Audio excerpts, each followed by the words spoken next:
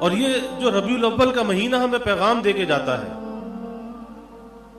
وہ پیغام کیا دے کے جاتا ہے؟ وہ پیغام یہ دے کے جاتا ہے کہ یہ وہ مہینہ ہے، ربیع الاول کا مہینہ، کہ اللہ رب العزت نے اس مہینے کا انتخاب فرمایا، رحمت کائنات صلی اللہ علیہ وسلم کی ولادت بسعادت کے لیے اس مہینے کا انتخاب فرمایا کہ آپ ربیع الاول کے مہینے میں آپ کی ولادت ہوئی، آپ دنیا میں تشریف لائے، اور آپ کا دنیا میں تشریف لانا اس کائنات کی سب سے بڑی خوشی، کیونکہ آپ وجہ خلق کائنات ہیں، خلقت میں اول ہیں، بعثت میں آخر ہیں، اس لیے آپ کو سید الاولین کہا جاتا ہے اور سید الآخرین کہا جاتا ہے کہ خلقت کے اعتبار سے اول ہیں لیکن بعثت کے اعتبار سے آخر ہیں۔ تو اس مہینے کو یہ شرف حاصل ہوا کہ اللہ کے حبیب صلی اللہ علیہ وسلم اس دنیا میں تشریف لائے، اور پھر یہی مہینہ تھا ربیع الاول کا مہینہ کہ آپ صلی اللہ علیہ وسلم نے دنیا سے پردہ فرمایا، اسی مہینے میں فرمایا۔ تو جہاں آپ کے ولادت کی خوشی دنیا کی سب سے بڑی خوشی ہے، وہیں آپ کی وفات کا جو غم ہے وہ دنیا کا سب سے بڑا غم ہے، اس سے بڑا کوئی غم ہو نہیں سکتا۔ تو اب ایک انسان کو کیا کرنا چاہیے؟ اگر کوئی ولادت کی خوشی مناتا ہے، جشن مناتا ہے، تو آپ کی وفات کا غم موجود ہے، اور اگر وفات کا غم منانا چاہتا ہے تو ولادت کی خوشی موجود ہے۔ اس لیے علماء نے ایک نکتہ لکھا ہے کہ اس کی حکمت اور مصلحت یہ معلوم ہوتی ہے کہ کوئی ولادت کی خوشی منانا چاہے تو غم کا واقعہ موجود ہے، اور غم منانا چاہے تو ولادت کی خوشی موجود ہے۔ اب وہ کرے تو کیا کرے؟ اس کا مطلب یہ ہے جو صحابہ نے کیا وہ تمہیں کرنا چاہیے۔ اور صحابہ نے کیا کیا؟ صحابہ نے اپنے نبی صلی اللہ علیہ وسلم کا اتباع کیا۔ اس محبت کا جو اظہار ہے وہ آپ نے صحابہ نے اتباع کے ذریعے سے کیا کہ اپنے نبی کی زندگی کو اپنی زندگی کا حصہ بنا لیا، آپ کے ذکر کو اپنی زندگی کا حصہ بنا لیا، اور دنیا میں وہ جہاں بھی گئے اس خوشبو کو سارے عالم کے اندر پھیلا دیا۔ آج ہم بھی پھیلا سکتے ہیں، کوئی رکاوٹ نہیں ہے، لیکن ابتدا اپنی ذات سے ہے، اپنی ذات سے ابتدا کرنی ہوگی۔ تو ذکر رسول صلی اللہ علیہ وسلم وہ کسی مہینے اور دن کے ساتھ مقید نہیں ہے، یہ ذکر رسول صلی اللہ علیہ وسلم تو ایک ایسی چیز ہے، یہ تو زندگی کے ہر سانس کے ساتھ ہونا چاہیے۔ یہ ذکر رسول صلی اللہ علیہ وسلم یہ ہمارا اوڑھنا بچھونا ہونا چاہیے، یہ ہماری عادت اور اخلاق ہونا چاہیے، یہ ہمارے سانسوں کی خوشبو ہونی چاہیے۔ ہر وقت ذکر رسول ہو سکتا ہے، اور اس کے دو طریقے ہیں۔ پہلا طریقہ تو یہ ہے کہ اپنی زندگی کو سنت کے رنگ میں ڈالا جائے۔ جو رسول اللہ صلی اللہ علیہ وسلم کی سنت پہ عمل کر رہا ہے، ہر وقت وہ ذکر رسول کر رہا ہے، اس کے لیے کوئی ربیع الاول کی قید نہیں ہے، ذکر رسول کر رہا ہے۔ جو آدمی سنت کے مطابق پانی پی رہا ہے، سنت کے مطابق لباس پہن رہا ہے، سنت کے مطابق جوتے پہنتا ہے، مسجد جاتا ہے، مسجد سے باہر آتا ہے، ہر کام کو سوچ سوچ کر کرتا ہے کہ میرے محبوب کا طریقہ کیا تھا، اور ہمیں ان طریقوں کو معلوم کرنا چاہیے۔ عشق و محبت کا تقاضا بھی یہی ہے۔ تو جو سنت کے مطابق زندگی گزار رہا ہے، سنتوں پر عمل کر رہا ہے، اور صبح سے لے کے شام تک اپنے روز مرہ کے جن کاموں کو انجام دے رہا ہے سنت کے مطابق، سوچ سوچ کر میرے نبی کھانا کیسے کھاتے تھے، میرے نبی کے سونے کا انداز کیسے تھا، جاگنے کا انداز کیا تھا، سوتے وقت آپ کیا کرتے تھے، جاگتے وقت آپ کیا کرتے تھے۔ جب یہ سوچ اور فکر ہمارے ذہنوں میں آ جائے اور ہم اس کے مطابق عمل کرنے لگیں،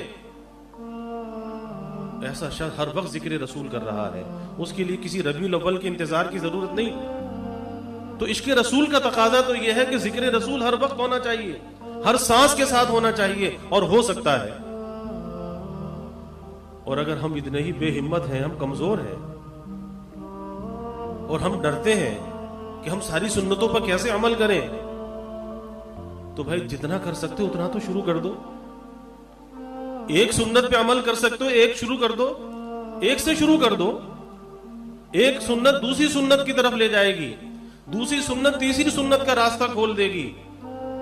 لیکن اس صف میں ہمیں کھڑے تو ہو جانا چاہیے. اگر پیچھے بھی ہوئے اس صف کے اندر جو اس شاخ کی صف ہوگی, اگر پیچھے بھی ہوئے پھر بھی کام بن جائے گا, لیکن اس صف میں اپنے کو کھڑا کر لینا چاہیے. ایک لگن, ایک تڑپ تو دل میں ہونی چاہیے. اللہ راستے کھولتا چلا جائے گا, آگے ہمت بڑھتی چلی جائے گی, اور پھر اپنے محبوب کا یہ سراپا بن جائے گا. محبوب کی غلامی کی جھلک اس کے اندر آ جائے گی. اور ایک ایمان والے بندے میں یہی ہونا چاہیے کہ دور سے پہچانا جائے کہ ہاں یہ غلام ہے رسول اللہ صلی اللہ علیہ وسلم کا. تو پہلی چیز ذکر رسول, اصل ذکر رسول کیا ہے؟ اتباع رسول صلی اللہ علیہ وسلم ہے. اور اس اتباع رسول صلی اللہ علیہ وسلم کے ساتھ ہم ہر وقت ذکر رسول کر سکتے ہیں. اس کے لیے ربیع الاول کی قید نہیں ہے. دوسری چیز, رسول اللہ صلی اللہ علیہ وسلم پر کثرت سے درود پاک کا اہتمام, کثرت سے درود پاک کا اہتمام. یہ حق ہے رسول اللہ صلی اللہ علیہ وسلم کا. اور جو شخص حضور صلی اللہ علیہ وسلم پر درود پاک پڑھ رہا ہے, درود بھیج رہا ہے, وہ بھی تو ذکر رسول کر رہا ہے. تو اس کے لیے کوئی ربیع الاول کی قید تو نہیں ہے کہ ربیع الاول آئے گا تو وہ ذکر رسول کرے گا. یہ بھی تو ذکر رسول ہے. جو حضور صلی اللہ علیہ وسلم پر درود بھیج رہا ہے وہ ذکر رسول کر رہا ہے. اور یہ ذکر رسول ہر وقت ہو سکتا ہے, ہر سانس کے ساتھ ہو سکتا ہے, کوئی قید اس کے لیے نہیں ہے.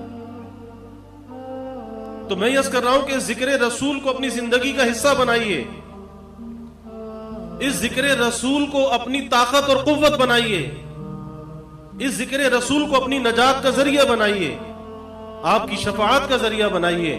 اس لیے آپ نے فرمایا کہ قیامت کے دن وہ شخص میرے زیادہ قریب ہوگا جو مجھ پر جتنا زیادہ درود پڑھنے والا ہوگا وہ میرے قریب بھی ہوگا, اور میں اس کا گواہ اور سفارشی بھی ہوں گا. تو کون نہیں چاہتا کہ اسے شفاعت حاصل ہو رسول اللہ صلی اللہ علیہ وسلم کی؟ کون نہیں چاہتا؟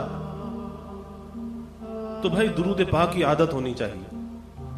پھر میں وہی بات عرض کرتا ہوں کہ اگر ہم اتنے ہی کمزور ہیں, اتنے ہی بھول بھجکڑ ہیں کہ ہمیں یاد بھی نہیں رہتا, یاد تو رہنا چاہیے.